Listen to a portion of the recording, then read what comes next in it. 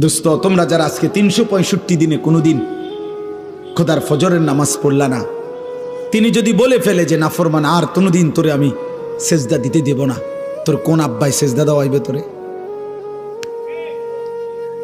এই নাফরমান, গত 1 বছরে যে কোনোদিন 5 ওয়াক্ত নামাজ পড়ো নাই, আল্লাহ যদি বলে যা আর কোনোদিন তোকে সেজদা দিতে দেব না, যা। নূহ নবীরে বলছে যে আপনাকে না বললাম আপনি নবী, আপনি ভুল করছেন কেন? আপনারা না বলছি, এই নবী তোমাকে না বলছি আমি আর কাউকে ঈমান দেব না, আবার বলছো কেন? কোরআনুল কারীমের মধ্যে আছে বাপ, নূহ নবীর মতো নবী 950 বছর যে আল্লাহর দিকে ডাকছে মানুষকে, সেই নবী এবার আবার হাত তুলে বলছে আল্লাহ আমার ভুল হয়ে গেছে, আমি বিষয়টা বুঝি নাই, আমি সন্তানের অস্থিরতায়, আল্লাহ আমি আপনার ফয়সালার কথা আমার মনে নাই, আমার সন্তান জাহান্নামী হবে, এটা আমারে পাগল বানায় ফেলছে, এটা আমারে অস্থির বানায় ফেলছে, আমারে ভুলায় দিছে আপনার কথা, আপনি আমারে মাফ করে দেন। ওয়া ইল্লা তাগফিরলি ওয়া তারহামনি আকুন মিনাল খাসিরিন।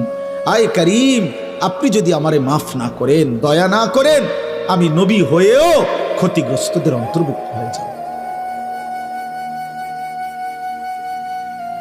চলো আব্বা, আমি শুধু একজন বক্তা ওয়াজ করতে আসছি,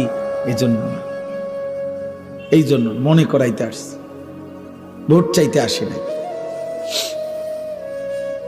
ভোট চাইতে না, আখেরাত মনে করাইতে আসছি। এই 3টা উদাহরণ দিলাম। নবী সাল্লাল্লাহু আলাইহি সাল্লামের হাত নামায় দিছে, ইব্রাহিমের হাত নামায় দিছে, নূহের হাত বলে না কেন? তার চাইতে দামি এখানে কে? এই সৃষ্টিতে কে? আগামীতে আসবে কে? এবার আন্দাজ করেন, আল্লাহ আমারে আপনারে যারে যে আমাদেরকে যাদেরকে ঈমান দিছে, আমরা কালেমা পড়তে পারি, আমরা শুনছি, আমরা মুসলমান, আমাগো আব্বা মা মুসলমান, এই নিয়ামতের কি পরিমাণ কদর করা উচিত, কদর করা উচিত। এই জন্য বললাম রে ভাই, হেদায়েত কার হাতে? ফয়সালা কার হাতে? সর্বশ্রেষ্ঠ রাসূলের হাতেও না, তো বক্তার হাতে তো বেলে নাই, বক্তার তো সেই হিসাবে কি নাই, বেলে তো নাই।